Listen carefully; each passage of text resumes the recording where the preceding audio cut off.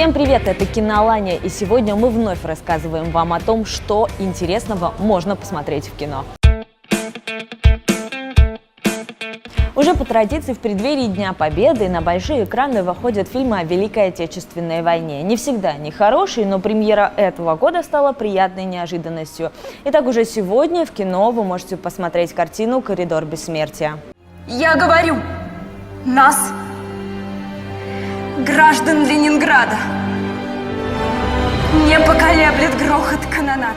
Главная героиня фильма – вчерашняя ленинградская школьница Маша Яблочкина. После страшной блокадной зимы она приходит на железнодорожные курсы в надежде выжить и набраться сил. Девушку отправляют на строительство Шлиссельбургской магистрали – железной дороги, соединяющей город с Большой землей. Именно по ней в течение года в осажденный Ленинград возили продовольствие, причем паровозу приходилось проезжать под постоянным обстрелом. В основе сценария фильма лежит реальная история. Авторы использовали воспоминания участников тех событий, рассказы их потомков, документы. Да и герои картины имеют реальных прототипов. Маша Яблочкина, например, списана с Марией Яблонцевой, работавшей кондуктором на той самой Шлиссельбургской магистрали. Трассу длиной в 33 километра изможденные ленинградцы построили всего за 17 дней. Ее официально называли «Дорогой Победы», однако в народе ее быстро переименовали в «Коридор смерти».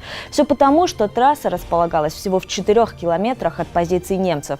По статистике, ее взрывали трижды в день, и каждый раз люди ее восстанавливали. «Дорога Победы» проработала целый год. Фильм «Коридор бессмертия» по праву можно назвать народным, ведь после серьезных проблем с финансированием создатели картины были вынуждены обратиться к обычным россиянам, и люди поддержали этот фильм. На сайте Бумстартер они собрали на съемки около 600 тысяч рублей. Именно на эти деньги в итоге и были созданы декорации моста через Неву. Его вы точно увидите в картине.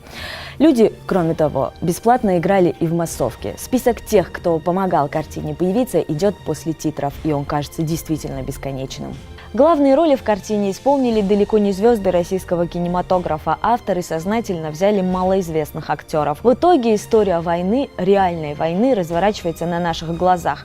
Героев никто не идеализирует, у каждого из них есть свои недостатки, мотивы и страхи. Фильм этот посмотреть стоит, хотя бы ради того, чтобы в очередной раз вспомнить, какой ценой нашему народу далась эта победа.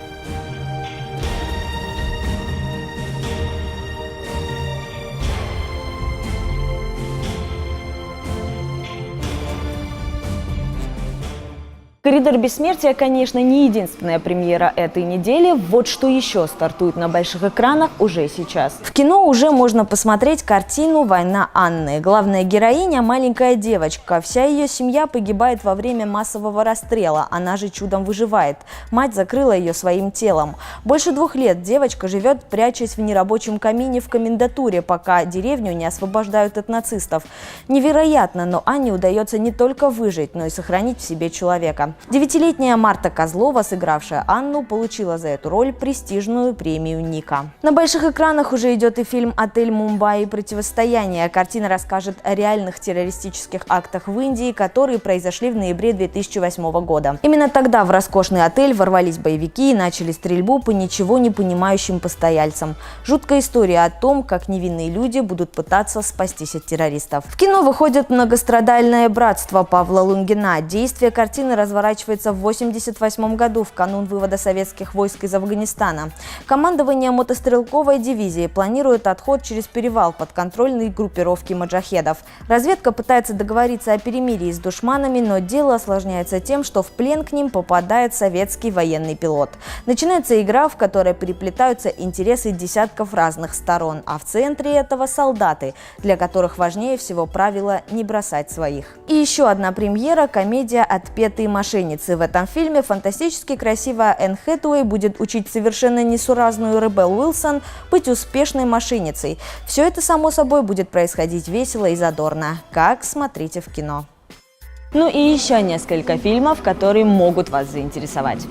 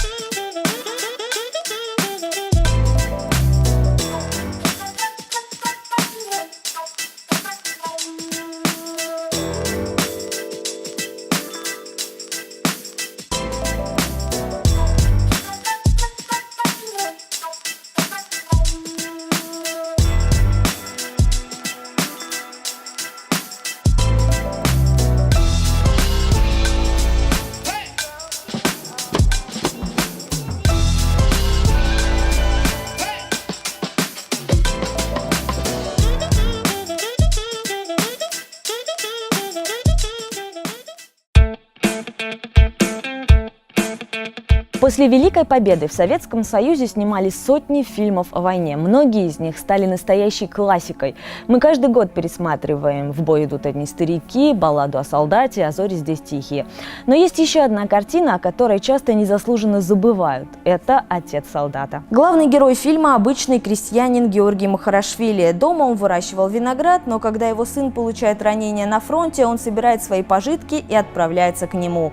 Сына в госпитале он так и не застает, он уже вылечился и вновь отправился на поле боя. Поэтому старый Георгий уходит на фронт вместе с советской армией. Фильм полон трогательных и забавных моментов. Акцент здесь сделан не на ужасах войны, а на том, что, несмотря на смерть вокруг, нужно оставаться человеком. И сцена с виноградом, одна из самых известных в этом фильме, пожалуй, наиболее красочно говорит об этом. Что ты сделал? Что? А? Не видишь, что здесь виноград? А виноград тебе не жалко, да? Это же живой случай. Ему не больно, да? Ты его не сажал, ты его не пахал. Ты только виноград кушать любишь. Старый Георгий в итоге становится практически отцом для молодых солдат. Он проходит с ними всю войну, в каждом городе спрашивая, не видали ли здесь старшего лейтенанта Махарашвили. Он идет по следам сына, каждый раз немного опаздывая. И всю войну своим личным примером он показывает красноармейцам, что, несмотря ни на что, нужно оставаться человеком. Ну а у нас на этом все. Приходите в кино, смотрите хорошие фильмы. Увидимся ровно через неделю.